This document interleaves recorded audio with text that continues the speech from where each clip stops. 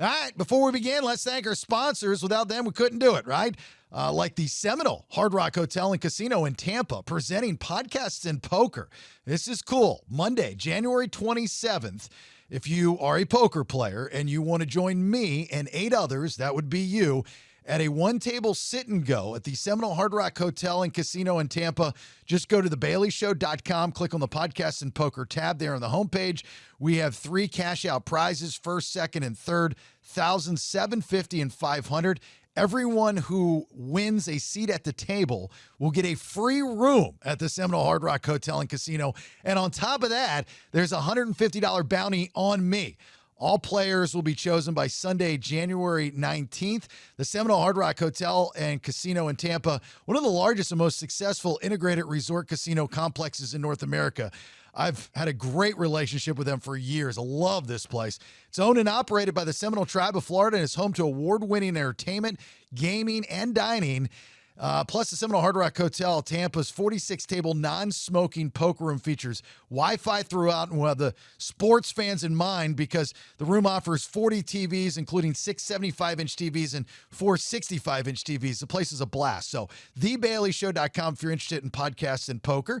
On to Inspect All Pest Services. That's Nick and our friends over there, providing the highest quality termite, pest, and wildlife control. They also take care of that insulation, pressure washing, gutter maintenance, and other home services in Metro Atlanta and the surrounding areas. InspectAllServices.com. The Mad Dog, Manny Aurora, with his sidekick, Pew Pew, TheAuroraLawFirm.com. Litigates all over the United States, based out of Georgia if you want to stop in and see those smiling faces. Criminal defense, white-collar crime, DUI, drug offenses, appeals, and more. Ridgeline Counseling, Dr. David Markwell. You need help, get help by the best in the business. He's got 10 therapists in-house there at Ridgeline Counseling, 3 locations in Georgia, one across from Sprayberry High School in Sandy Plains in East Cobb, Marietta near the Square, and McKaysville outside of Blue Ridge. But he does in-person virtual sessions. Anywhere you're at, he can reach you. MarkwellTherapy.com or email him directly. RidgelineCounseling@gmail.com. FBC Insurance, now's the time, no better time, to reshop those current insurance policies. It's perfect for new homeowners. Rates are going down. That might be you. 5-star service and shop over 35 A-rated companies, whether it's insurance for your house, flood, auto, motorcycle, boat, recreational vehicle, or if it's just a personal policy. 888-308-1841 or email info@fbcinsuranceservices.com. Get a quote online, fbcinsuranceservices.com. All right, it's alternate power solutions time. You will never go without power ever again if you get a hold of Alternate Power Solutions of Georgia. Family owned and operated, offering sales, service, installation, and repair of automatic home standby and portable generators. Every single customer, that would be you. You get an upgraded warranty, free monitoring with a service contract, A+ rating with the BBB. Call or request the free home assessment, 770-853-7571. This is a must-have, must-do, must-need. PoweringGeorgia.com. Plus, get $500 off your entire installation with using the discount code Bailey, servicing Georgia and Tennessee. JHM Land Solutions, they are family-owned and operated land clearing, grading, mulching, and tree company. So if you got a bunch of stuff and you don't want to move the stuff, commercial or residential, they'll take care of it. Servicing Georgia, Alabama, and Tennessee, 770-274-9120. Jayco Contracting, the best in the business when it comes to gutter and roofing specialists. That would be Cliff Bratcher, 770-316-3876. Licensed and insured roofing and gutter specialist covering all of Georgia. Platinum preferred contractor with Owens Corning, the creator of Pink Panther. Free gutter guards, woo, with the purchase of a roof. Satisfaction guaranteed, commercial and residential. That's JaycoContracting.com. And then a live ozone therapy spa in Orlando, Florida, Altamont Springs, Florida, to be exact. AliveOzoneTherapySpa.com for all of your online ozone-infused products. If you are in the Central Florida area, please visit Central Florida's first and only ozone therapy spa, also offering red light therapy, halo therapy, chromiotherapy, pressotherapy, PEMF, and more. That is AliveOzoneTherapySpa.com. And don't forget, always use the code BS10 for an extra 10% off your orders, two peers. All right. If you want to sponsor the show, reach out to me via thebaileyshow.com. Love to have you on the podcast, maybe the radio show. Let's have a conversation. And thanks to our sponsors, Two Peers, use them. They're important. They're awesome. Let's begin. What do we want to talk about? To be yourself in a world that is constantly trying to make you something else is the greatest accomplishment. Ralph Waldo Emerson. Welcome to the Bailey Show podcast, a guy show women love to listen to. Intellectually immature nonsense. That's BS. That's BS. That's BS. That's BS. Okay, then, let's do it. It's always a great way to start out the show when a member of the show is yawning before we even start the show. Too many beers. Wow, what a dick. Make you tired. Yeah, it's the BS milestone episode 300, which isn't even accurate, by the way. I think we're at like 500. I don't know. It shows that I have over like 600 episodes. I don't know why we're at 300. But thanks for being here. My name's Jason Bailey right there. That's the B-Man, Brandon Thrasher. Hello, B-Man. How are you? Yeah, hello. I'm doing good. It's a little chilly in the basement, but my toes are cold. That's sad. You just live in your basement. There's the iron-fisted one, Chuck Lunsford. Hello, Chuck. I took my Christmas tree down today. It said 2-person lift. We can put it in the attic. I agree. It's a 2-person lift. It's funny. We just put all of our Christmas stuff away as well this past weekend. We finally got it all put away, reorganized the garage. I feel like because I'm a clean freak and an OCD person, I feel like I'm now ready to tackle 2025. Yeah, and you also want to buy new stuff because you're like, man, our house is empty. No, I don't want to buy new stuff. I definitely Ours is empty. It looks weird. Don't want to buy new stuff. We'll have another podcast and poker winner on here shortly for our promotion Monday, January 27th at the Seminole Hard Rock Hotel and Casino in Tampa. If you want to enter, all the details are on thebaileyshow.com. It's going very, very well. Thanks for those that have entered. And if you've won so far, you know you've won and you're contacted and come on, so on and so forth. I failed to mention last episode that I was reminded of about the Caleb story from the Honey I Raised the Kids episode, which Rach and I release on Monday, but you guys obviously don't listen. So I forgot to tell you about it. And I forget, what were we talking about in the episode that it even came up? That he leaves toothpaste in the sink and wet towels, and you said there was something wrong with him because of it. And we said that it's just him pissing you off. Oh, yeah. Well, that was when he was a teenager, and now he's an adult, and he's engaged, and he's a very responsible young man, and he's learning. You know, the thing with Caleb is so smart. He's always been smart. He's smarter than the average kid. He's a brainiac. He picks things up. The problem is he's too smart and gets bored with the things that he has to learn. You know, he's like one of those guys where it's like, duh, of course I know this. I don't want to pay attention to it anymore. I've heard him play guitar. And he is ridiculously good. Right. He's a savant. Like he taught himself guitar. He can teach himself songs. He just gets bored because things come so easily to him. Or if they're trying to be explained to him, he gets bored if he already knows. And then he becomes arrogant about it. And that's one of many struggles that he has. Play Eruption by Van Halen. It's too easy. Too easy. Not a big deal. So, you know, my big thing with Caleb has always been, you're not going to reach your potential because of this problem, you know, and I've always been preaching, and I always will preach, you know, you want a career, you don't want a job. You don't want to bounce from job to job. And if you do, that's fine. I'm not coming down on you. That's just my way of thinking and my belief is you want a career in something. And, you know, there was once a time where he wanted to get in developing video games and all these other things that he could have been great at making a lot of money. But instead he decided to dip out of college and start working odd jobs, selling weed at weed stores legally. And, you know, because in Florida, you know, you can do all that stuff. And he would bounce around from job to job and just reminded me, it was so Maryland of him to talk about, to do these things. It's like a Maryland thing. My whole family's a job family. They're just like, hey, got a new job today, making $1 more an hour than I was at my last job. So it's a good job. You know what I mean? My brother's like that. You know, I just don't, that's not my thing. Again, I'm not coming down on you if it's your thing. It's just not my thing. I hope you can appreciate that. And I don't want that for my son. But I have no choice because that's who he is. Mm-hmm. And I have to accept that, right? That's what you do, Chuck. As a father, you accept it, right? There's nothing you can do once they reach 23. You Yeah, you accept tried. You accept most of it. You accept anything that's not going to hurt them.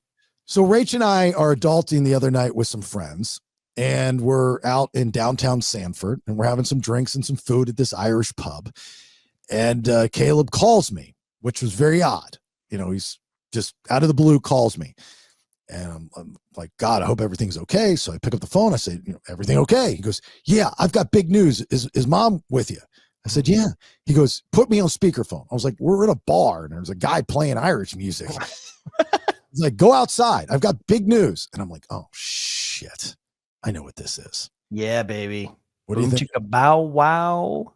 He Having a baby. doesn't know how to pull out. Okay. That's what I thought.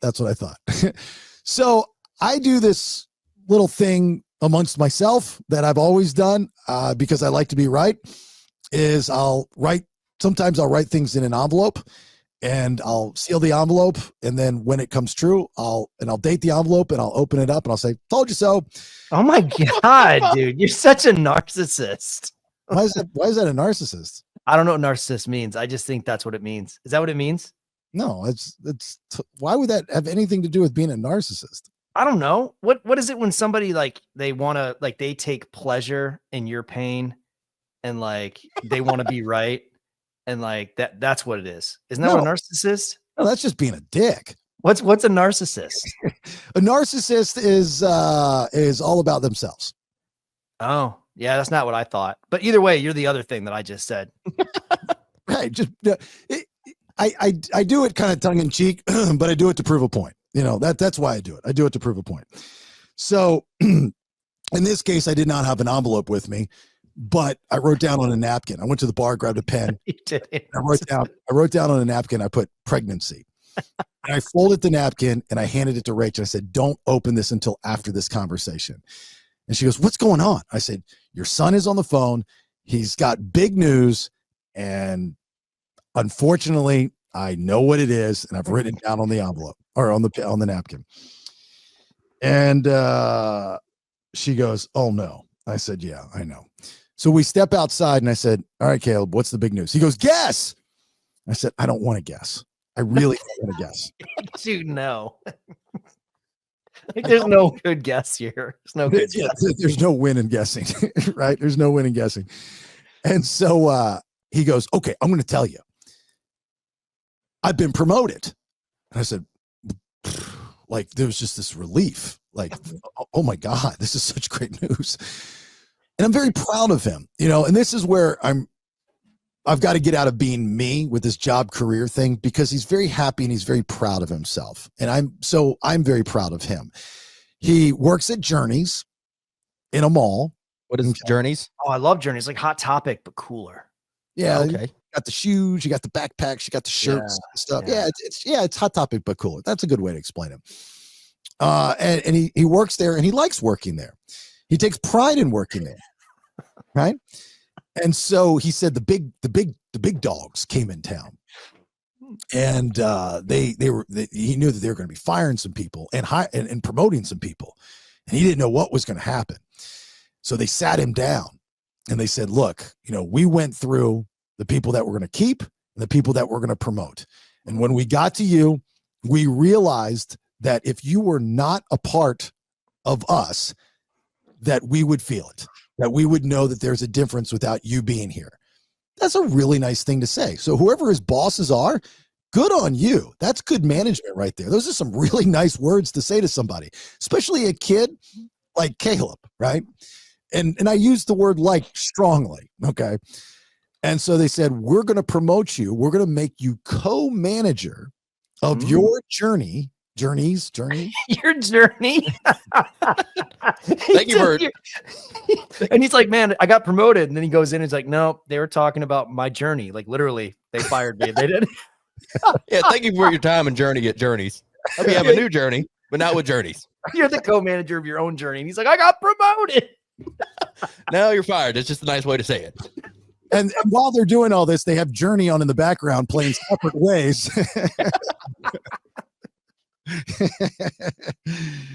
So he's now the co-manager of this this Journeys place with the manager. And the idea is they're opening a new store in Orlando and they're going to transfer him and he's going to take over that store solely as the manager.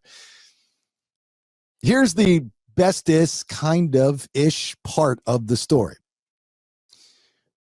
Other than being excited about the promotion, would you like to, Chuck and Brandon, guess what he was overly excited about within the promotion? That now they'd have more money for the baby they're expecting in 9 months. That's not it, but that was good. They give him a updated name tag or a cool outfit. No, cool outfits. He was so stoked that he's now going to get medical and dental and a 401k. That's huge, though. Hell yeah. That's good. That's great. Yeah. That's a big deal. You can make, I mean, seriously, he might be a regional manager of Journeys one day, of like all the Journeys in Florida. Like, I mean, that's a career, dude. He could be Mr. Journey someday. Who knows? Could. I mean, hopefully man. Journeys lasts. I mean, I don't know how many Journeys there are going to be in 10 years. But here's the thing, as a parent, this is kind of going back to the Christmas thing of being an empty nester, which is more for the Empty Nesters podcast, Honey, I Raised the Kids, that we release on Monday. You just feel old, you know, when your kids are talking about being excited about 401ks and stuff like that. And you just feel old. You're very proud. I'm very proud of him, extremely proud of him. I love him more than life itself. And I'm so happy to see him supersede, you know, his expectations and everything he does and all that stuff. But I'm like going, man, I'm having a conversation with my kid about 401ks and he's stoked about it. This is his first go around, and medical and dental and all this other stuff. I'm going, God, man, am I 49 or am I 89? You know, Way better than having a baby, though, man. Way better than having a baby. Way better than having a baby. Imagine how old you'd feel if you were a grandpa. No, yeah, real. I see people my age, their kids have their kids are having kids and they're accepting it. They're excited about it. Fuck that, dude. I don't want to be a grandfather. How old is he again? 20 what? 3. He's kind of there. He's ready. Well, yeah, I know. I agree. I'm going to drug him and take him in and get him fixed or something. Get him fixed. I told Rachel, I was like, we can't afford a grandkid. We can't afford a wedding. I don't want Ariel to get married forever. Like, I don't want to pay for a wedding. I can't afford it. You're going to leave it to her in your will.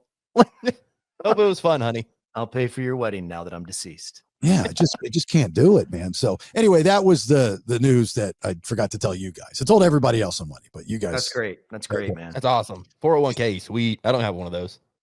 Probably never will. I might have had one at the radio station. It might be like $27 floating in that bitch. No, you didn't have one at the radio station. Oh, damn. You should have one, though. You should get one. He set you up. I got a guy. Got a guy. Even if you put like $20 a month in. Yeah, but who matches it when you're like private? Nobody. But the money makes, the money's making money off of the funds that you're invested in. So, I mean, when I first got into radio in 95, best advice I ever got from my mentor, Johnny Magic, he was like, make sure you do your 401k. I said, dude, I'm making $800 and some dollars a month. Like, I thought I was going to make more than this. You guys told me I was going to make $18,000 a year. I didn't realize it was $800 a month. He's like, even if you put $20 in, I go, okay, I'll listen to you. I can do $20.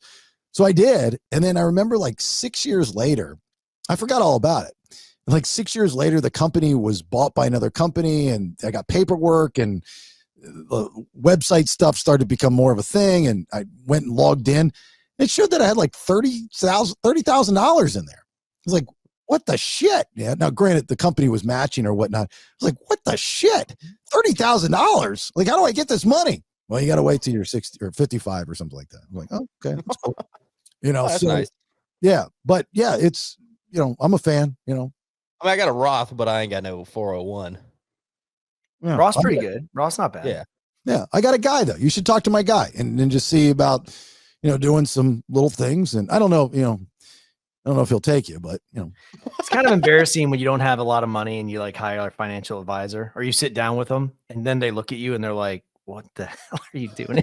Like, well, I make $8,000 a year. What can you do for me? And they're like, that's How do my we triple fee. that? that's how much you got to pay me, idiot.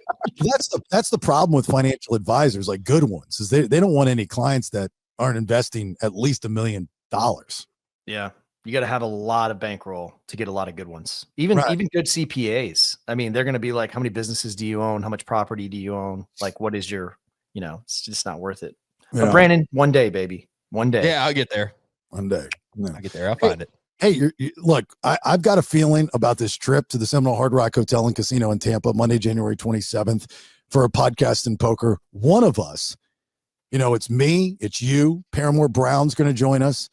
And then we have the 8-2 peers that are going to win a spot at the table, and we're going to party and we're going to drink and we're going to gamble.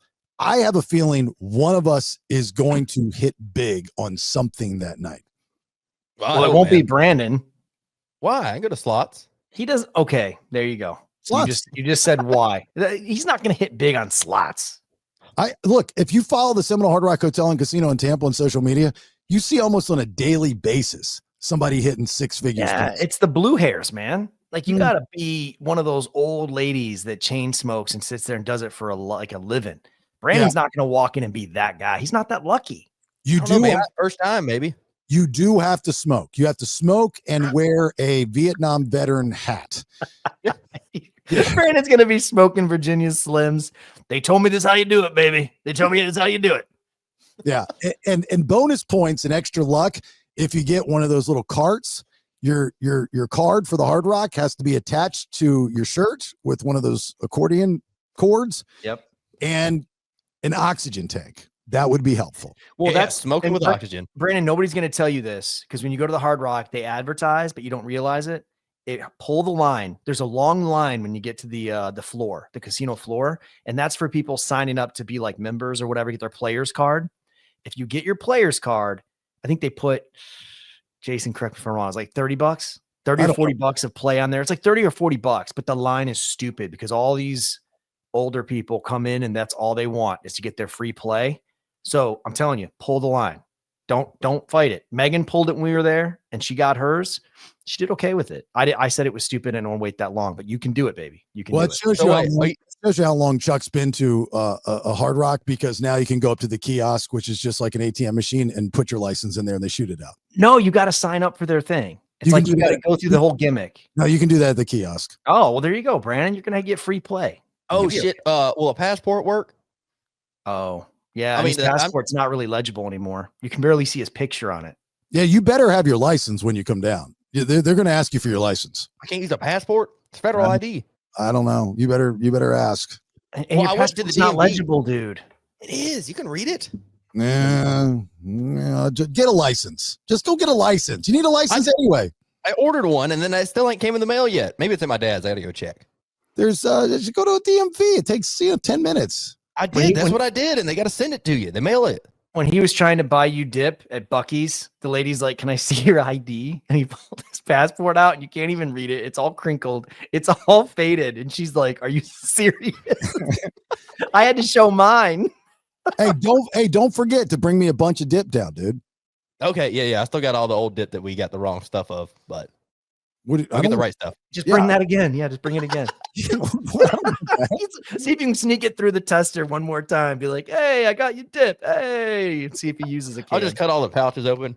I'm gonna pay you in cash because I had a really good night the other night at the poker room. So I left up $3,000. Oh, yeah. But you report all that to the IRS, obviously. Of course. Yeah, of course. I got into a hand with this dude who was total hated money. And I played with him before, and he plays real loose, but he's a big better, and he just overbet his hand. And we get into a hand. Playing 2-5, I raised to, I think there was 3 or 4 people at the hand prior. So I raised $100, and he raises to 275, and I call. I've got ace king. Of course I'm going to call. And so it's just us two in the hand.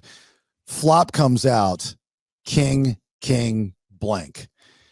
And I check, and he goes all in for $1,200. And I had about $1,200 in front of me. I was like, call. And he flips over pocket aces. And I was like, Oh, "Oof." that sucks. Yeah, that's a That's tough. bad. No, it's good. It's good when you have pocket aces. It's bad when the flop comes out king, king, blank, and I've got ace, king. That's bad. Oh, okay. So you got 4 of a kind. No, I got trips. You got Yeah. a full house. Aces, kings. Well, no ace came out. Thank God. If an Oh, I ace thought you came said out, there was king, king, ace came it's like out. king, king, blank. Oh, that's right, because he had 2 aces. Yeah, he had 2 aces. So, I mean, for the case ace to come out, that would be remarkable, and did not want that. So, anyway, so there you go. That's the story with Caleb, and I don't know what we're talking about now. We'll get our podcast and poker winner on here in a second. Have you guys seen the Jerry Springer documentary on Netflix? Yes. Seen it. I haven't pressed play yet. All right. So, I saw that it was coming out, on Netflix now. It'll give you the preview, and then you can say, remind me. So I said, remind me. I was very excited about it. Jerry Springer holds a very near and dear spot in my heart. Jerry Springer was the first friend that I had in the business, a celebrity friend. And I developed a relationship with him up until the day he died, especially with his publicist who had been with him for 40 years, something like that, Linda. Very, very sweet. And so like the story with Jerry and I is that when I started in this business, I was a bulldog as an intern into a producer. That's why I had gotten hired in 90. Well, I got hired in 96, I guess, but Jerry Springer, and that was the height of the Springer show, the mid 90s. And Jerry Springer was coming to Orlando, and we saw in the newspaper that this competing morning show that was new to the market was doing something with him. Like they had a write-up about it in the paper. So the host of the show that I was producing said, make that not happen and get us him. I said, okay. So this is the first time I met his publicist, Linda. I called Linda and acted as their producer and canceled the interview. Oh my God, man. Highly illegal. It's highly unethical, at least. Yeah, it's not illegal. It's just not probably the coolest thing to do. But I was young and I was hungry and I had marching orders and I was doing what I was going to do. Then I called her back a couple days later as me and the producer of this morning show, Doc and Johnny, and said, hey, I saw that Jerry Springer is coming to town. We'd like to do something with you. She goes, well, we were supposed to do something with this other morning show, but they canceled. What do you have in mind? Dude, Brutal. that's bad. That's really bad. I wouldn't even tell that story if I were you. Oh, it was freaking 30 years ago, whatever. Yeah, I don't know. Did you ever tell Jerry that story? Oh yeah. I've told him that story. I told the producer. I'm friends with the producer that I did this to, and so he was like, "Wow, touche, dude." So there's a place actually not far from a live ozone therapy spa in Altamont Springs called Cranes Roost Park, and at the time, I don't know what it looks like now, but there's a band shell. The radio station used to have a big event there every year called Red Hot and Boom, and it's already a built-in stage and seating and all that kind of stuff. I said, well, what if we do a Doc and Johnny Springer show? And we bring Jerry in, we get listeners to come out. We have Doc and Johnny host it with Jerry, and we get listeners to go up there like they're guests on the Springer show. Pretty cool idea. I'm like just in the business. My feet are so wet that my toes are drowning, right? So I put this whole thing together, not knowing what the fuck I was doing as a producer. I put this whole thing together and it works out perfectly. We're getting ink, which was the whole point. We're getting attention from the newspaper and it's a big deal. Probably still to this day, one of the best bits that morning show had ever done. And so, there's a really cool picture that I have on my wall still. I think I have it down there in my studio of Jerry and I on the boat that would take you out to the stage. And it's just me and Jerry. I got my little Buckethead name tag on and stuff like that. So that's how my relationship with him started. Then I'd stay in contact with him. I did a bit when I was on Real Radio, an April Fool's bit where I said I finally got a hold of my dad and I'd call voicemails. And I had Jerry record a voicemail for me. And it was, it ended up, the bit was, it was Jerry Springer was my dad, and haha, I got everybody and I didn't tell anybody. when I did a TV show in Tampa, they aired the Springer show, and he flew into Tampa and he came on the TV show with us and stuff. So there'd been this long relationship. I'll finish the Jerry stuff in the documentary because the documentary is not well received by the Jerry Springer crew, by who produced it. There's a story behind it that I'm being told from very good sources within the Springer camp. It's not what you think it is. Let's just say that. Well, you're talking about, I mean, because when I watched it, I mean, they pretty much just say that Jerry had no real part in it. He was just there to be there. He was the one they selected, but it could have been successful with almost anybody. But it was that producer they all hated.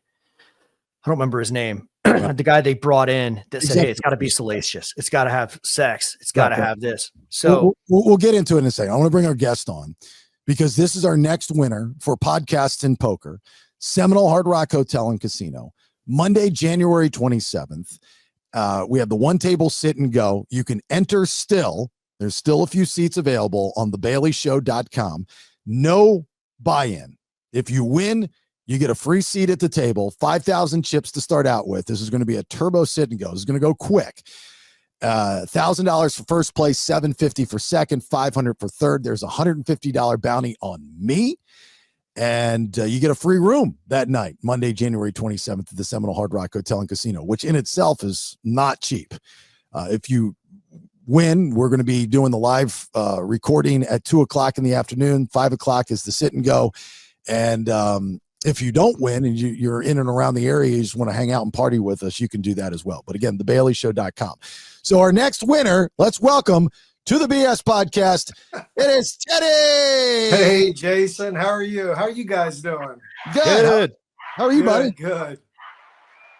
So I'm really looking forward. First of all, thank you. And I'm really looking forward to the sit and go. And in a couple of weeks, it should be a lot of fun. I play over at Hard Rock probably at least once a week. Yeah, I get over there to play live. The cash games, the cash poker games, and love the venue. Love the play over there. It's a lot of fun, and I'm sure this sit and go is going to be absolutely fantastic. So let me tell you guys a little something about Teddy. So when I got back to Orlando, and I was starting to play poker again, and I'm going around to the different rooms and stuff, there are certain faces that I just remembered from back in the day, right? The handsome guys. Yeah, the good looking guys. And Teddy was one of them. And I said, and I remember, I think I might have sat down next year. I came up to you. One of the things, Teddy's an old Buckethead fan from back in the day. And then he started following the podcast and started listening to the podcast. And I was like, oh my God. Like, I remember we used to, at Real Radio, do a tournament on Thursday nights in Daytona Beach, and Teddy would play in that. Sure. So we're talking, 15-ish years ago, if not longer, that Teddy has been a Buckethead fan. And I was like, oh, this is great. So, Teddy was one of the first to sign up for the podcast and poker. And I play with Teddy often, so, I just didn't realize that, Teddy, you play like 4 or 5 days out of the week. I didn't realize that. Yeah. I mean, I sold I was in business for 34 plus years, sold my business in 2016 and have been basically, retired since 2016 as far as the 9 to 5 world. So I've had an opportunity to play poker on at least a 4 to 5 day a week basis. And I played a lot of different venues, Hard Rock obviously being one of them. So funny story though, Jason brought it up. Back in the day, how I met Jason is we were sitting at a game together, and one of the guys sitting next to Jason asked him what he did. And he said, oh, I'm a radio personality in Orlando. And then I asked him, I said, really, what station? Am I allowed to mention the station? Or yeah, absolutely. Yeah, you can do whatever you want. He said 106.7, a top 40 station in Orlando. I said, oh my God, I listen to it every day. I said, what is your, what's your name online? He said, Buckethead. I said, oh my God, I listen to you anytime you're on, I hear you. So that's kind of how we met, kind of offhand in that Daytona event, and became friends. And we play now whenever I see him, and we're in the same room together. We play and we have a great time. Yeah, Teddy's like, when I sit down at a table and I see Teddy, I'm like, poker's a weird thing because you want to win money, but you want to have a good time, right? You want the mixture of both. So you want the table to be a nice split between your friends that you really don't want to take their money, but it's poker, right? It's all part of the game. Because like when you bluff a friend, I don't know how you feel about this, Teddy, but when you bluff a friend, I always feel dirty. I feel guilty. You know what I mean? But that's part of the game. And then you want the other half of the table to be just guys that are dishing out, that hate money, that just want to give it away and are tough guys. And you start to see, it's kind of like an airplane. Nowadays when you get on an airplane, a guy gets on and he starts picking out his team. The poker table is very similar. You kind of pick out your team and, you see the guy that you're like, okay, everybody, let's take his money. It's like that scene in Rounders when they go to the Taj Mahal or whatever they went to, when they finally went to where'd they go in Jersey, whatever up there, and they all know each other. Like if we wanted to take each other's chips, we should have stayed home. And then that one seat is rotating between new people that don't know what they're doing, and they just all gang up and take money. That's kind of like when Teddy's at the table. I'm like, all right, I don't want to get. Like, I just want to fold to you. I don't want to play a hand with you. Yeah, it's funny. Playing 4 to 5 days a week, obviously, I'm about the winning side of it more than the friendship side. But he's absolutely right. You meet guys that you play with 2-3 times a week, and you become friends with them, in the room, just chatting about life. And there are times when you're in a hand, even like, for example, like what Jason's talking about, you're in a hand and you have the best hand, and you're hoping that your buddy folds, because if he doesn't, you're gonna take his money, and that's a real thing. It really is a real thing. So and Teddy's done that to me. I mean, I think if we were to put on paper the back and forth, Teddy definitely has a good chunk of my money. Yeah, there's no friends in poker. When no friends at the poker table when you're in a hand together. That's a trust. I know, and I'm just like, oh shit, I'm about to give Teddy my money. But then the other side of that is like, well, at least I gave it to Teddy. Yeah, and Teddy's a good guy. He's retired. He can always use a little extra. Right, exactly. Teddy, we've seen every single player. I've seen every player so far, and I can tell you that my endorsement has not been given out yet. Oh, geez. I want to endorse you, sir. I'm not playing, but I want you to win. You're my guy. That's my boy. I'm put Chuck on you. You're my choice. I think you're going to win this thing, because they're all going to be like what Jason just said. They're going to be like, oh, it's Teddy. He's so sweet. He's such a sweet man. And the next thing you know, Teddy's like, thanks for the $1,000, guys. This is going to be good. I like this guy. Well, you're my choice. The endorsement, bro. I appreciate the endorsement. Anytime, well, he not only endorsed you, but then made you sound like you were mentally handicapped. Thank you, guys. I didn't mean it to come out that way. No, it's fine. I heard it. I let it kind of go over my head. I heard it, but it was kind of funny. Teddy, thanks for the endorsement. You guys are great. All right, so Teddy, we ask all the winners the same question: is with a one table sit and go, you got 9 players, the $150 bounty on me, which does play a little bit of a role because there's that extra, bragging rights with that. But you get $5,000 or 5,000 chips to start, which is a short stack for the most part. So it's a turbo sit and go. I know your style, just like my style. We played enough, so we know how each other plays. Sure. In your turn, you do play more tournaments than I do right now. What would be your kind of style going into this? What are you thinking? Are you just going to sit back and wait a couple orbits, a couple blinds, a couple rounds, or what do you want to do?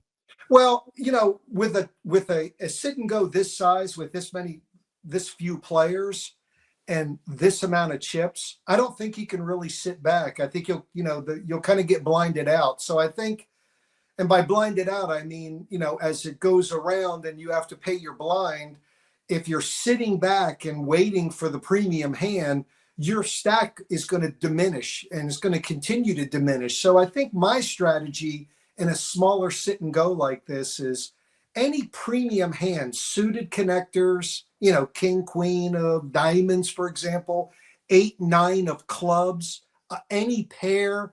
I'm going to be charging forward. I'm going to be betting hard to see what everybody else has at the table. And if I get called, then we'll see what the next step is there based on the flop. But I don't think you can really sit back in this type of event. I think you have to play your first premium hand and you got to play it hard and go from there. That's my philosophy. I predict within the first 3 hands, there will be one all in.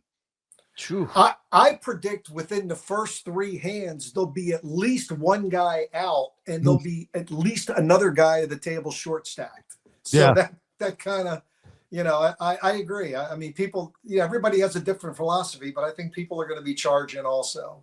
Yeah. It should be fun. It's going to be fun. It'll be fun. And then afterwards, we're going to hang out and, maybe go grab a steak at the Oak Room, right? It's the Oak Room, right? They still have the Oak. Yes. Oh, well, if you've never been to the Seminole Hard Rock Hotel and Casino in Tampa, you've never had a better steak other than the Oak Room. I'll take that over Burns in Tampa any day of the week and twice on Sunday. Oh, no doubt. No doubt. Absolutely amazing food there. Their steak is just beyond belief. But I think that night, because we're doing the sit and go at 5, which will be over within a couple hours, and then grab some food.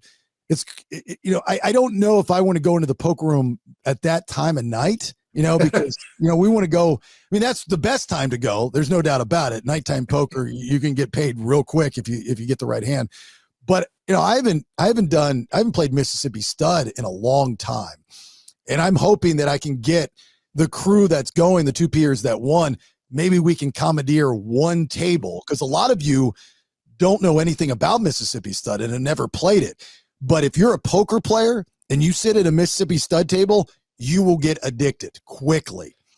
Yeah, especially if you hit. I've never played Mississippi Stud, so I'll follow along with you and sit down with you and give it a shot. Oh boy, Monday night the men's shouldn't be.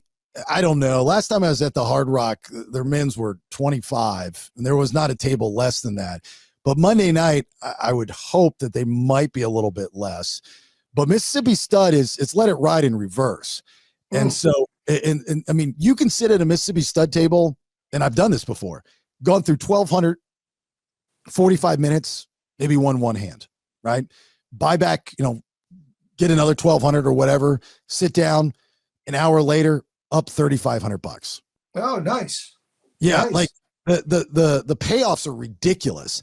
So the object is you have 4 betting circles, 4 antes, 1 ante, 3 streets.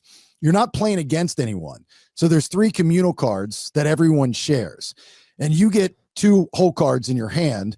And so you put your ante out. Let's just say it is $25, and 6 is the 10 push. So you don't lose money, but you have a chance of hitting trips, quads, whatever the case may be. And then jacks up pay. A pair is 1-to-1, 2 pair 2-to-1, trips 3-to-1, a flush 4-to-1, a straight is 6-to-1. It's opposite of what you would think it would be. A full house is 10-to-1. And you're playing against the house, right? No, you're not playing against anyone. You have communal. Communal cards. Okay. But basically it's you against the house. It's not you against the other players at the table. Yeah, but you're not. Yeah, I guess so. But you're really not playing. You're just trying to match cards. So let's say, for example, I got you. You put your $25 out and you get pocket jacks in your hand. You can triple up on each street representing the 3 cards out there. So you can go 75, 75. That's 150. Another 75. Okay, so now you're at 225 plus your ante. You're at 250. You're guaranteed to win $250. Guaranteed. Oh, nice. Yeah, you don't have to do anything. You just sit back and just hope for more jacks. Yeah, nice. So, but there is a strategy to the game, and if you're a poker player, supposedly, according to Google, you have a percentage over the house. So I'm a very conservative Mississippi Stud player, where I don't chase and I subscribe to the point system, which means, for example, Jack 5, I'll see a card, right? And if a Jack doesn't hit, I fold because I have a pay card and a nothing card. Like I can't even push with a 5. Right. The 5's nothing. But the problem is if a 5 comes out, then you're in because you already have a pair and you're looking for trips, Sure. But you'll see people go through thousands of dollars chasing straights and flushes and all kinds of things with 4-3. You know what I mean? Yeah. It's just pointless. But if I don't have 9 outs after the first street, I'm out. I fold. So the funny thing, the Hard Rock. I mean, people that haven't been to Hard Rock or don't go very often. Now it's literally like a Las Vegas casino now. I mean, they've got every table game you can even imagine there, let alone the poker room, which is fantastic. I haven't really been on a Monday night to the poker room. I usually they'll have a high hand once a week. They'll have a $1,000 high hand every 15 minutes. Wow. And that goes from 12 noon until 12 midnight. So the place will be packed. If you don't get there by 10 o'clock in the morning to get a seat, you're going to wait, to get on. But I mean, it's a great promotion and they have that, they have stuff like that going on weekly. So for people that are watching your podcast now and they're thinking about heading to Hard Rock just to check it out and maybe thinking about your tournament, our tournament that you're having, and they want to come out and see some of the personalities and some of the guys that have been on and maybe even you and watch the thing. There's plenty of things for them to do if they want to gamble at all. There's every game you can think of. Every game that's in Vegas is at Hard Rock. So it'd be a great time. Encourage people to come out. Definitely check it out. I actually, when I was at Real Radio, did a broadcast there.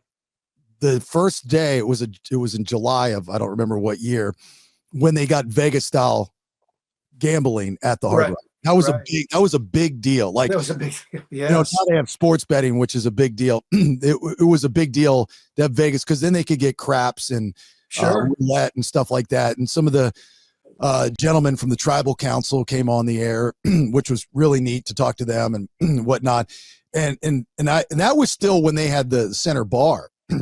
Now that's all been changed, where the center bar is no longer the center bar. It's a different, I don't know if they still call it the center bar, but it's been moved. Right. It's moved somewhere else in the area. Yeah, it's just a different atmosphere, but I've got so many great stories of breaking up a very intense argument between Chris Jericho and my, at the time, sister-in-law, as I'm hosting an event with Brett Michaels and my friend Bubba Ray Dudley is next. I mean, just crazy stories that I have from the Seminole Hard Rock Hotel and Casino in Tampa.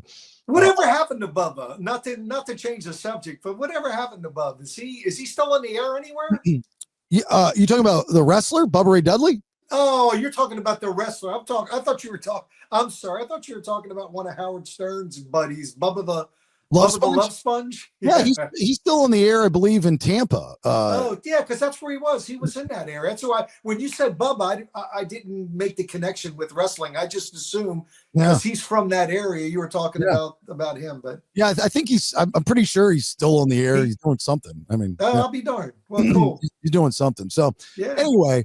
So it's going to be fun, and I appreciate the support as always. Appreciate you listening. I appreciate you entering, and we're going to have a good time. But I just from getting all the winners on, just to kind of pick their brains. You guys got any more questions for Teddy? Brandon, got anything? Yeah, I've been asking this. What's the most you've won and the most you've lost in a session? Oh, geez. Well, the most that I've won in a session. I'm trying to think because I win.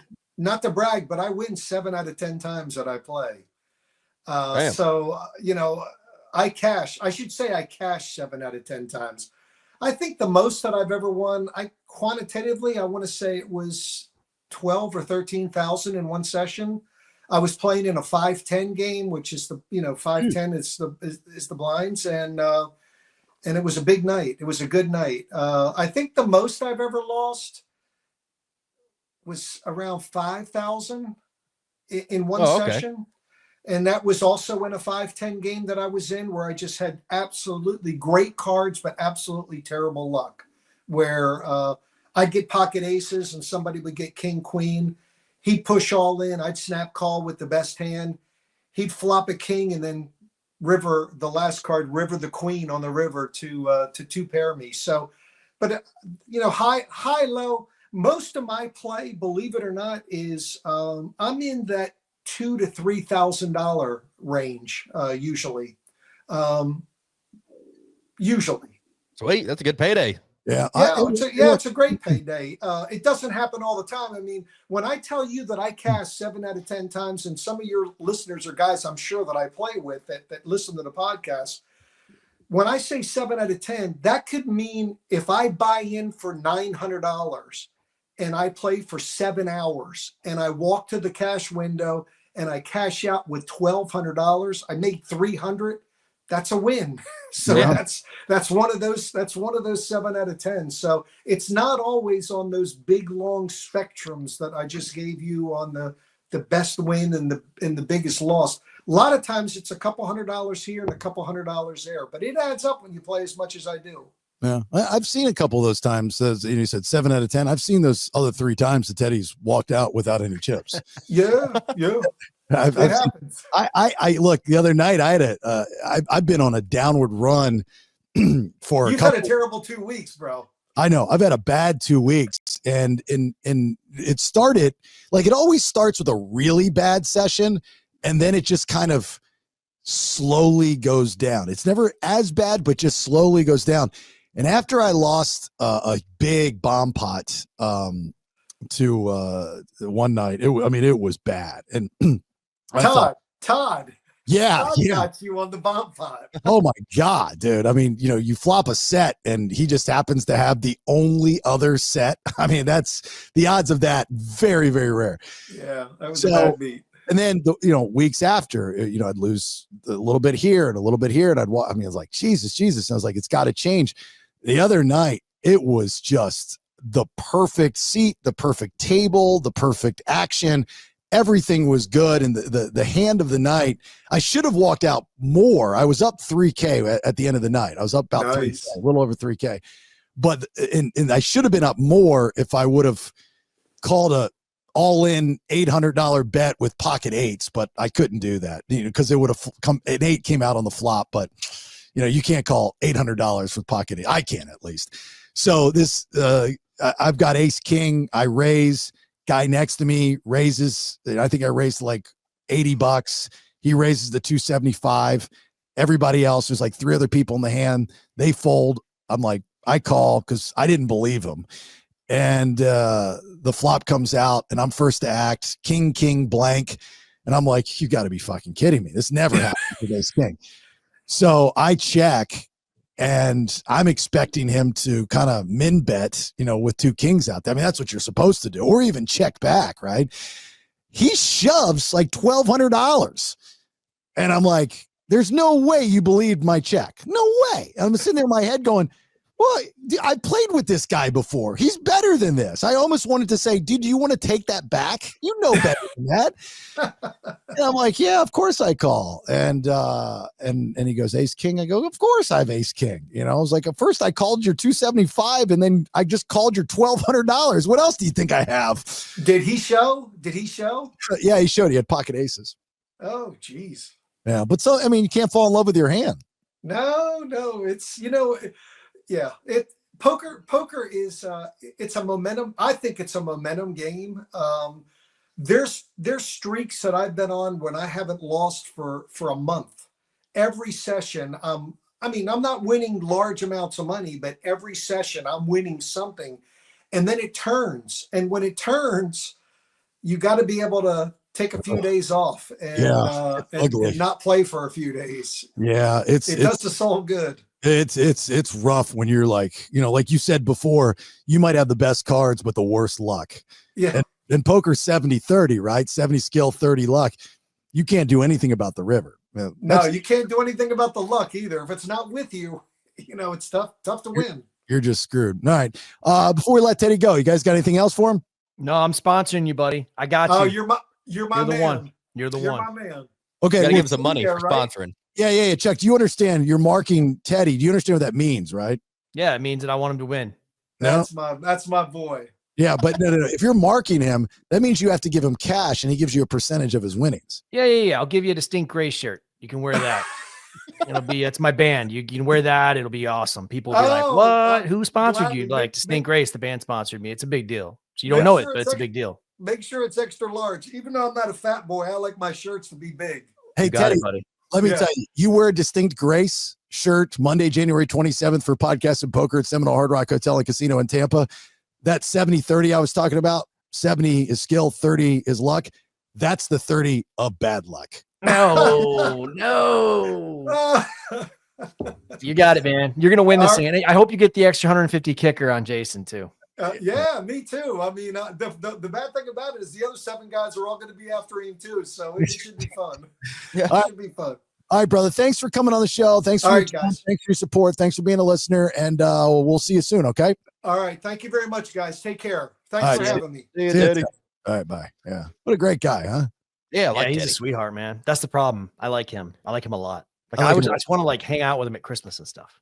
Yeah, I like him a lot. Like it was because I see him, when we play, and he follows the show because he's been a listener. And so when he the first day that I had put out the information on this, because I think I put out information on it before we talked about it, and he was like one of the first to sign up, and he was like, I go over there all the time anyway, so I was like, all right, cool. Well, you're in, Do you hug him when you see him?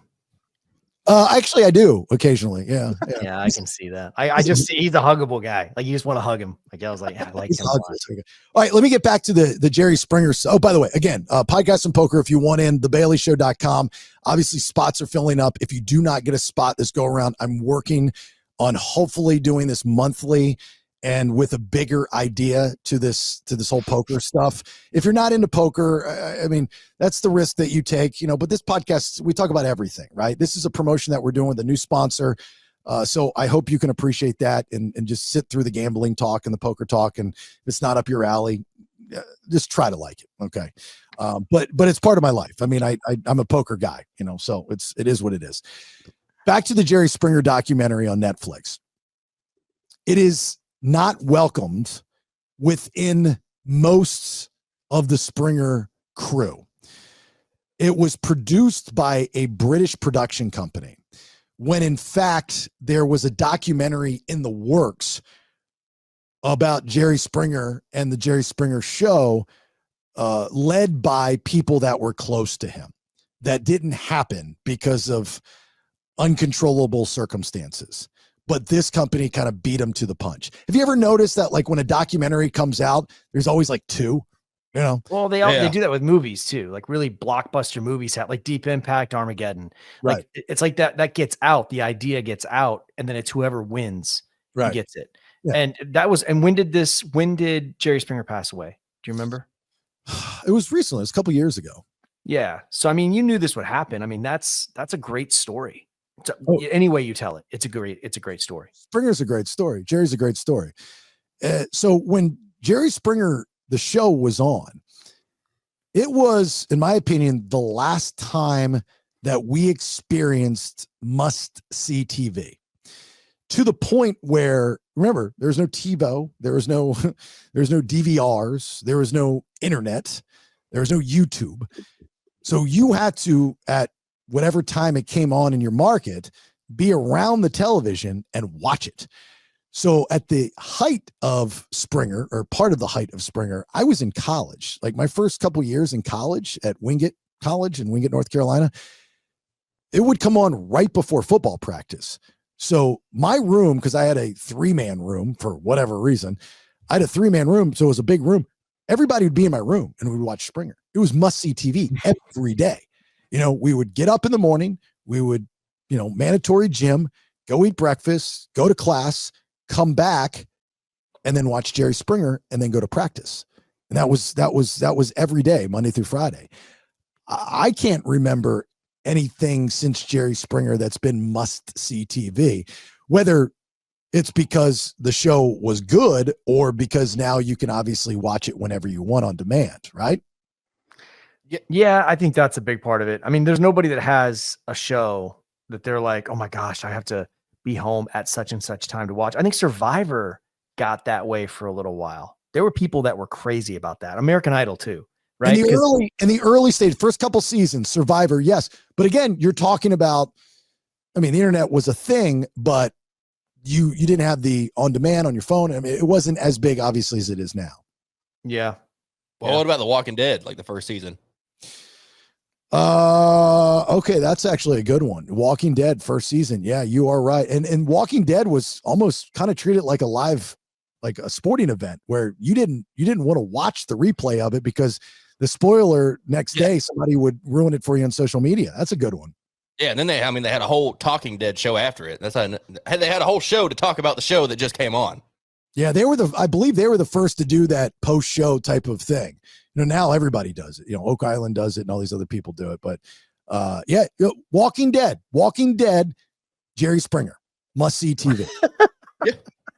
And then I remember the hype around it because I didn't start watching until like the end of the first season or the second season. Because we, our buddies and our parents, they would all alternate houses and we'd go eat food and watch the Walking Dead every Sunday. But it got pretty intense. And like I said, I mean, everywhere, everybody was talking about it. Facebook was blown up with it, but there wasn't really I don't think it was on demand at that time because you didn't have AMC Plus. So I think you just had to watch it on cable. Yeah. Well, so then if you were to make a list of must-see television shows in history, I would say Walking Dead. That's a good one. You're right, because I was a part of that until it just got too much.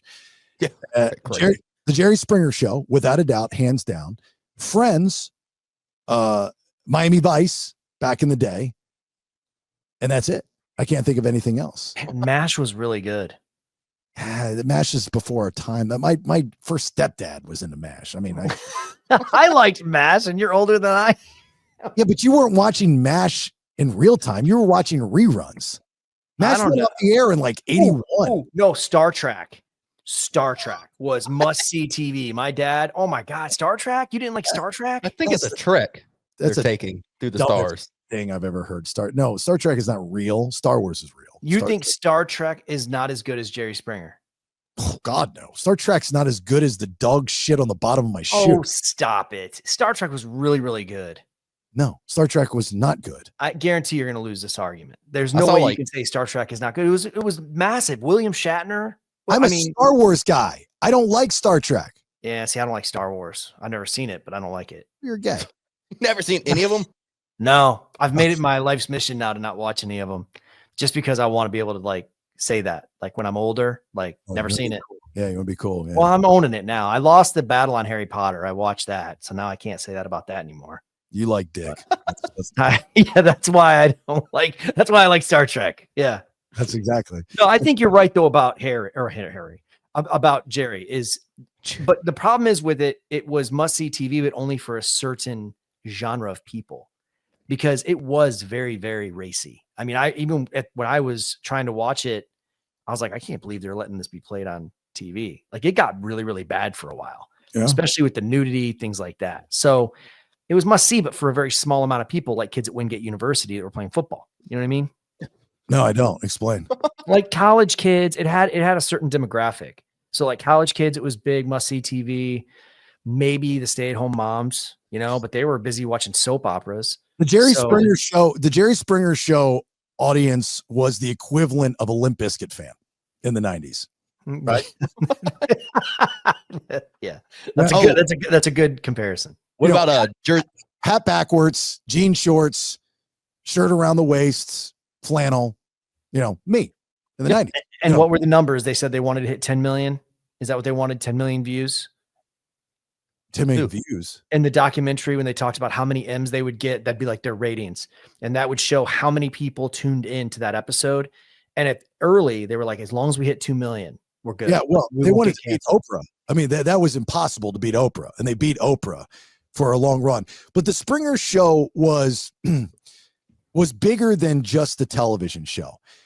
As they say in this documentary, TV Guide labeled it the worst television show of all time. I would take pride in that, right? If I had anything to do with the show, you're the best at something, right? I mean, that's something that's commendable. You're the best at something, but it was arguably the last time that something creative took a stand and did not fall to the authority, right? If you were to do something like that today and one person complain, it would be gone, right? They had people protesting outside of the studio in Chicago. They had write-ups in major newspapers. They had talking heads asking for the cancellation of the Springer Show, and they allowed them to continue to poke the bear. That, that's the Howard Stern idea, right? Is like, hey, give me the promotion by hating me, and you run with it. That's how Howard got to be Howard, right? He fought the system. He fought he raged against the machine. And so that can't happen today because we're a bunch of pussies. And if one person complains, then we just give up. So like, if there's anything you take out of this documentary, that's what I took. That's the big thing that I took, is that they stood up.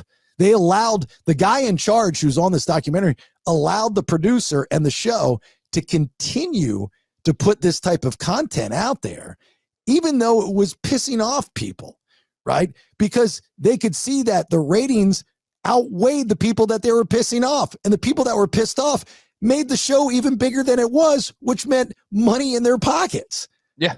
It's either love it or hate it, but both people are going to watch it. Exactly. That theory still works today if you would allow it to, but we don't allow it to do that. You say one thing and you're going to get canceled, and all of a sudden, hopefully that'll change over the next, years to come. But I love that theory. I love the shock and awe promotion. I've always subscribed to that because it works. If you piss somebody off, do you know why that right-wing media radio shows work and left-wing media shows don't work? Is because people on the left are louder when they're mad. And when they listen, made Rush Limbaugh. They tried to do a liberal radio run with Jerry Springer and Dennis Miller back in the day. They tried to do this big network, and it failed miserably because people on the right were like, fuck this. I'm not listening to this. But people on the left listen to the people on the right bitch and complain because they want to bitch and complain about what they're hearing. It's the mindset of what the news is today. And when it became what it is, an op-ed piece started in the early 2000s, is because the news realized that they can't get ratings unless they voice their opinion, because people can't come to an opinion without hearing someone else's opinion.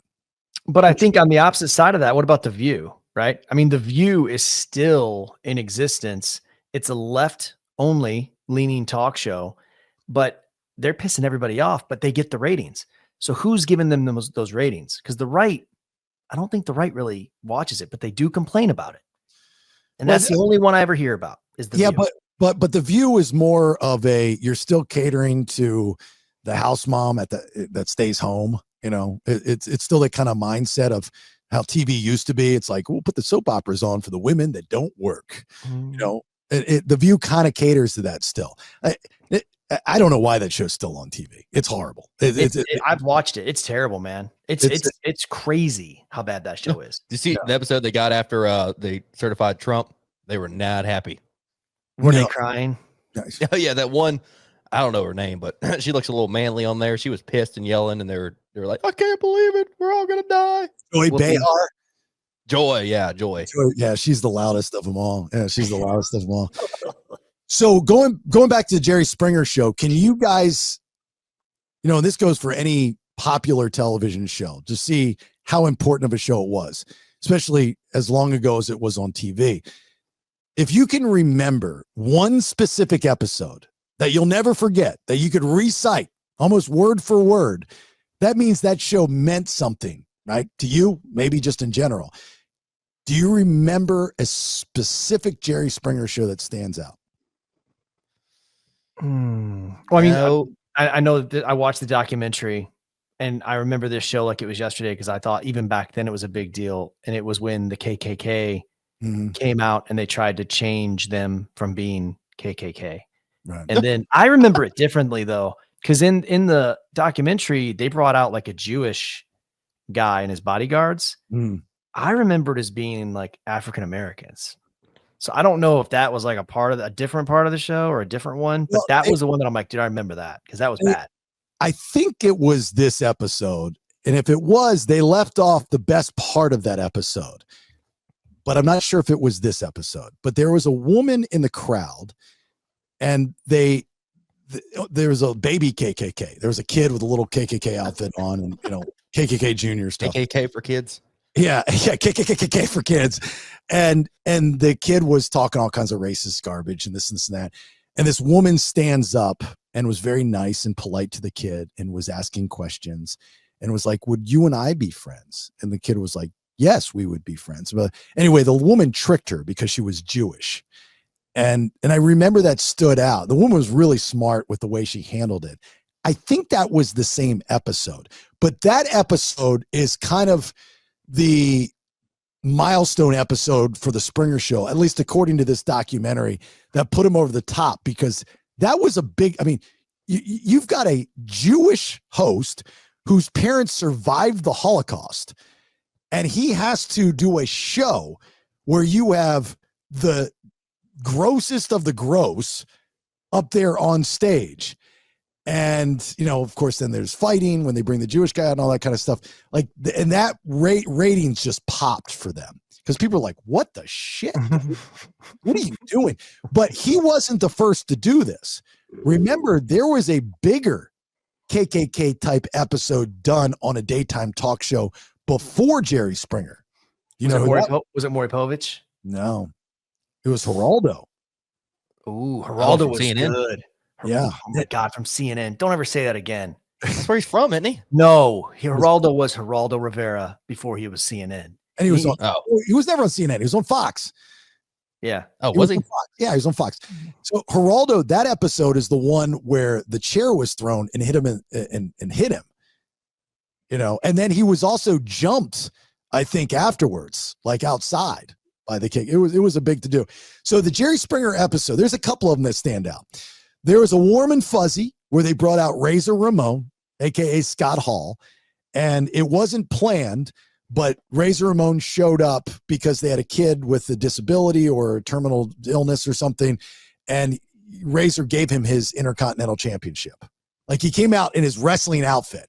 He had his vest and his tights, and he had his belt on, and he sits down and he surprises, like an Oprah moment type of thing. And it wasn't planned that he was going to actually give him his championship belt, but he did on television. That was kind of cool as a wrestling fan, and Razor Ramon was one of my favorite wrestlers. But as far as the shock and awe, there was an episode, they don't have this on the documentary, but there was an episode where he had people with Tourette syndrome on there. And there was a dais, they're all up on stage and they all have Tourette syndrome. And there was a girl, like this cute little girl. And there, you can have different types of Tourette's. It's not just profanity, right? You had a girl with Tourette's and like red hair up there. You had a guy in his full military garb. He's full greens. I guess he was in the army. You had a black guy up there, and they all different types of Tourette's. And they're all Touretting at the same time. Touretting. And it was the funniest thing I've ever seen in my life. And this girl has got racist cussing Tourette's. And she's sitting next to the black guy. And she busts out with the N-word and then says something to the like, "You're on fire, piss on him." N-word. And I'm like, what? You Google it and find it on YouTube. It's got to be out there. And if you find it, post it. We've actually created a new BS Facebook group. So we couldn't transfer the public BS Facebook, which still exists. So everybody that's in there still continue to talk. But now we have a public one, so you can share and stuff like that. So Brandon created that. Thank you, Brandon. So if you find it, post it. And so everybody can see what I'm talking about. But yeah, that one I'll always remember. That one. The fighting was just kind of like norm, and it kind of got old after a while. Part of this documentary, they talk about people claiming that it was fake, that it was all staged. From my understanding, the early days, it was not at all. But later on, it became scripted. And I know this because I have a friend that was on there. And so, yeah. So, I mean, but the show ran its course. What are you going to do? Did you ever watch? And I don't know if this was Jerry Springer or Maury when they had the people on that would say like, that's my baby, and the dad would be like, I just want to spend time with my son, and then they'd show the picture of the kid, and it's like a little black boy, and it's like a white guy, and he's like, that's my kid, and they were like, dude, like those were always my favorites because I don't, obviously the guy probably doesn't really believe it, but it's so funny when he's like, I just want to see my son. He's like, let's see a picture of the young man, and it's like a little kid with like gold chains on and his hat's backwards. And it's like, yes, dude. So a little known fact, unknown fact is, I was this close. Where's my camera? This close.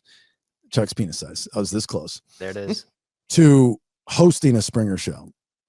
So they were going to, at one point, Jerry was going on vacation or something, and they were going to do, like some of these shows, they'll have special guests and stuff.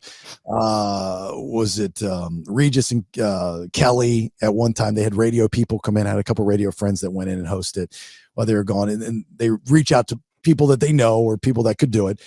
And because of my relationship with Jerry, I was a top contender to come and do it. They knew I could do it. They knew I'd do a good job. And something fell apart at the end. They ended up not doing it in general. They didn't do the guest host thing at all. But I can remember how excited I was when I was told about this. I don't know if that'd be fun though. Those are big shoes to fill, man. Big shoes. Totally host that show in a heartbeat. I mean, I wouldn't be Jerry Springer. See, the thing about Jerry that made Jerry is Jerry wasn't a tough guy. He was a beta. He wasn't an alpha, but because of his humbleness and his beta-ness, he was the alpha. He had a very natural, organic leadership quality about him that you can't teach. It's just a natural thing. And he had the it factor. Even when you would meet him or just talk to him, off camera, talk to him, he had this thing about him that was endearing. Like you had no choice to like him. And then the sex tape stuff came out where he had the prostitutes and the joke, because he paid for him with a check. He paid like that's how he got busted is he paid and then they recorded it and stuff, but nobody gave a shit. And that was kind of he came out and told everybody. He did what Letterman did when he slept with his intern. He's like, hey, look, you're probably going to hear this in the news tomorrow, but I got caught, but here's the deal. That's how you beat it. I didn't know prostitutes took checks. Right. But that was the joke. But the thing is the dude's hosting the slimiest show on television. Cool, man. Jerry. Yeah. What do you expect? Like he's a dude hiring prostitutes, paying with checks. He's Jerry Springer. Fuck yeah. He's living the gimmick, man. Absolutely. It's funny. But it's funny how people, it came and went. He didn't get fired. Nobody held it against him. Nobody even talked about it. I didn't even know about that. Exactly. They talk about it in the documentary. They show the clip of him with his shirt off in the hotel bed. And it's this grainy footage with these two prostitutes. That's great. They set him up, whether he knew it or not. I don't know. But anyway, the people that were close to Jerry Springer are telling me that most of the crew very upset with it because how they depicted Jerry in a lot of ways. They don't feel like they shed the best light of Jerry Springer the person. They really painted the picture of Jerry Springer, the talk show host of the most horrible show on TV. Not like the accomplishments that he had. Well, just he was a good guy. Like when you're close to somebody and the rest of the world knows you as something and people that are close to you know you differently, they're going to get angry that if you're going to memorialize a person, then talk about the good stuff this person did, not just their job, because it was a job, but talk about the good stuff this person did, right? Think about it. Like when you die and you're eulogized, who's going to talk for you? Chuck, you'll have your wife, your mom, your dad, and they'll tell stories about you. Well, maybe if they're still alive, right? But they'll tell stories about you that none of us know. Like people that listen only know, Chuck's, he's funny. He's, he does this, he does, they only know certain aspects of you. I get depicted as the dick, right? Jason's the dick because he does this and this and this and that. But people don't know the charity work that I do and how I am around my wife and how I am around my kids and the love. I mean, I can say certain things, but that just falls to the wayside because I'll play a part a lot of times just because I'm good at playing that part for entertainment purposes. I mean, the 8-9 years on the radio in Atlanta, I played the heel because I had to play the heel. I knew that was the only way to get ratings on that show because my co-host was such a baby face. He doesn't know how to play a part, and then you go, well, radio is real. Yeah, radio is real, but there has to be a strategy behind a conversation in order to evoke emotion. And if you're not playing a certain part, you might mean some of it, you might not. You're going to stretch the truth. You're going to make something larger than life. That's what an entertainer does. And I'm good at playing the heel. I'm good at playing the asshole. And I like playing it because it evokes emotion. The good guy never works. I mean, I like to go back and forth and I like to talk about some of the good stuff, but I think it's more fun to play the heel. I've always been a fan of the bad guy. You know how they say you can tell the type of person you are without saying good or bad things about yourself is if you were to go tomorrow and you died tomorrow and there was a movie made about you, Jason Bailey, who would be the actor that would play you in the movie? Because I know right off the bat who it would be for you. I know. Who would you want to play you if you were gone tomorrow? The Rock. That's such a stupid. That's an answer. Come on. Who would you really want? Somebody that's white, preferably. Oh, well, how racist is that? In this day and age, you should be able to be any color and play. No. If Brandon dies, I don't want Will Smith playing Brandon. That just doesn't make any sense. At the end, it just shows a white guy. Like, what? Yeah, What? yeah, What was the yeah. movie? What? Yeah, he's Well, hey, look, The Rock played that head football coach in Gridiron Gang, and at the end of the movie, they show the coach, and he's like a white guy, and you're like, you look nothing alike. well, he is half, so he can kind of go both ways. He falls into either one whenever he wants. So, but He's not white; he's half Samoan and half black. yeah, Samoan's white-ish. They're tan. Samoan's Islander. Well, they're still whitish. They're surfers. Are you? Yeah, we own a couple of them. Are you? We own a what? Couple of them. Islands. Oh was man, like- oof, that almost got bad. Okay, good. Are you asking me who I'd want to play me in a movie about my life based off of looks? Well, and just personality and who you think would be the best one to capture your personality. And it doesn't have to be obviously the actor's style, or I'm sorry, the actor's real personality, but them. Okay. So, because if it's looks, you would go like Christopher Knight or Seth MacFarlane or Donny Osmond. I get that a lot. But if you're talking about as far as my personality and character, hands down, easy answer, Ryan Reynolds. Oh, I was going to say William Dafoe. No, Ryan Reynolds. Ryan Reynolds is snarky. His style of comedy, I am a big fan of. It's very similar to Chevy Chase's style of comedy.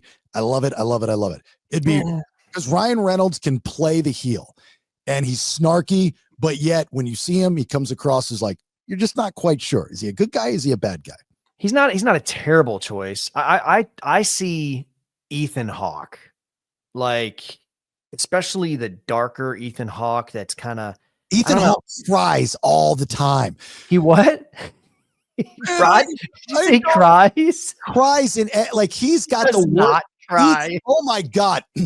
Ethan, I think there are websites made of this. Ethan Hawke is the ugliest crier of any actor, and he cries in every single freaking movie. Go to Dead Poets Society to Training Day. He cries. Okay, well, he's not gonna cry in your documentary much. He has to. He's Ethan Hawke. I tried. That's who I'm hiring. That's who I'm hiring to tell your life story is Ethan Hawke. He is gonna be you. This podcast ain't working, man. This podcast just ain't working, man. Fuck you guys. And then we'll make John C. Reilly play Brandon, even though the age gap is huge. That would be a good fit. No. Shane Gillis plays Brandon. Oh yeah. Okay, That'd Shane be good Gillis would be a very, very good one. Shane And then Gillis. mine would obviously be like Leonardo DiCaprio. I got a buddy that looks like you. He could probably play you. No, that's not how it works, Brandon. You can't just be like, oh, I have a friend that looks like you. Then I'm not even have a part. I don't even have a talking part. Yeah, but maybe Shane Gillis plays you. You have that kind of Downy thing going. What's a Downy thing? Down syndrome. Yes. You guys, Dude, come on. You guys remember? You remember that That's show? not true. Remember that show Life Goes On back in the day? Corky. Yeah, whoever the actor was, very good actor. He had Down syndrome. Whoever that actor was would play Chuck. Corky Thatcher was his name. Life goes on. Life goes on. I love that show. What did I? I loved Corky. I loved Corky too. He was such a good actor. He got the Letterman's jacket. Fuck yeah. Oh my God, I love that show. Well, either way, Ethan Hawke. That's who is going to star in this, because we're not going to get a big name actor. Well, let's be honest. A lot of them are going to say no. But Ethan, he's at the end of his career. He'll do it. Why are you even asking us questions when every one of our answers is not good enough for you? Well, you said The Rock, and then you said Ryan Reynolds. That's kind of lofty. And I mean, I think who did you say, Brandon? I said William Dafoe. Yeah, William Dafoe, end of his career. Yeah, we're good. I'll just sit here going, life goes on. Brandon, did you see the freeze? Did you see the freeze? Yeah. It just proved my point. Yeah, I can see a Morgan Wallen maybe get into acting and play Brandon. That'd be good. Yeah, that'd work too. You got that Morgan Wallen thing going. You still got that mustache thing going on. Do like Jonah Hill. Skinny Jonah Hill, yeah. No, Jonah Hill. You need somebody who can do a southern drawl. I can probably do it. Miles Teller. Fuck Miles Teller. You don't like Miles Teller? He's a dick. I think he just lost his house. I think his house is one of the ones that burnt down in California. Don't say it. Don't say it. Don't even say it, Jason. I wish came out of your mouth. No, I was gonna say I hope for the best. Thoughts and prayers. What did Miles Teller do to you? Fantastic Four. Oh yeah, he was on that too. I forgot about that. Yeah, every single one of them. Miles Teller. Every single one of them. Miles Teller, Kate Mara, and who's the Michael B. Jordan. Yeah, he's the biggest dick of them all. Yeah. I watch that every now and then to get a laugh out of it. It's pretty funny. That was so bad. It was like national news, wasn't it? International. I remember getting something from that big tabloid in the UK somebody sent me. I was getting death threats to Chinese. Couldn't read them. Just a bunch of pictures. It all started from that fucking tree hugging blogging bitch that just copied and pasted. I've never been a part of something viral until that. I was sitting there watching a tennis match before I hosted the Atlanta Open, and my phone just starts vibrating. And I'm like, what the shit? And I look at it, and like Twitter, it's just all on Twitter. Twitter is like 100, 200, 300, 400. I'm like, what? Like, this is at first I'm like, this is great. I've done something great. I've done something great. It's the same message from all these people. You're a horrible racist. Well, I was the racist and Steve was the sexist. I was like, dude, you totally got that wrong. And it was just like just blah blah blah blah blah. And I'm like, oh my God. I was like, Jesus, this is gonna be a thing. We should do another one of those. I've done something great. Statue. That's my favorite you've ever made. Like your phone's blowing up and immediately in your mind, I am amazing. Like I didn't even look at it. He's like, finally made it. Don't know what it is, but I made it. Man, we just started this show. Things are going great. I told management I knew what I was doing. That was bad. I'm sure most of you know the story. I'm not going to get into it, but if not, you guys can hear it, whatever. Anyway, all right, let's wrap things up. This is a Freebay episode, so I hope you enjoyed the episode, the program, the content, the whatever you want to call it. We hope that you subscribe. It's $4.99 a month. You get all the episodes and thousands of hours of content that's locked. Remember, there's still this not understanding how this works thing going on. So I'm starting to put these on the post, is that you can only listen to these sub episodes on Spotify. Like if you're on another platform, I don't believe that you see a locked episode. You just see the free episodes. Like even on the BaileyShow.com, Brandon pointed this out to me. Just the free episodes pop up. if you want the unlocked episodes and to see them, I mean, this is episode 300. There's actually a lot more. I think there's probably like 600. So, because you've got the shows from Sacramento, you've got, I don't know if any of the radio shows are there. You've got the shows before we started this incarnation of it. You've got a lot of stuff that goes way back. Really good, funny stuff. A lot of guests, a lot of interviews and whatnot. Games, when we used to do games. So, if you're into content and, you're a podcast type person, please subscribe. You obviously help us out and we can continue to do this. You can do that by going to thebaileyshow.com. It says subscribe right there on the homepage. You click on it and you just fill out the information via Spotify and make sure you do. There's a little checkbox there. I forget what exactly it's for, but you got to make sure you check that. And then you can unlock the episodes. And if for some reason they don't unlock automatically, log out of Spotify and then log back in. That usually fixes the problem. So please do that. And if you are a subscriber, make sure, because this is the time of month that I see dips in subscriptions. And most of the time it's because something's wrong with your credit card. Like it's expired or you've reported it as fraud and you haven't re-upped your new credit card. So please make sure you check that within your account on Spotify for the BS podcast. If you're a company and you're looking to, market your business and you want some help, we've got great sponsors. We just signed the Seminole Hard Rock Hotel and Casino in Tampa. I mean, that's one of many national sponsors that we have on this podcast. If it's good enough for them, it's good enough for you. And you can see how successful already in just a couple of weeks this podcast and poker's promotion has gone. I can do that for you.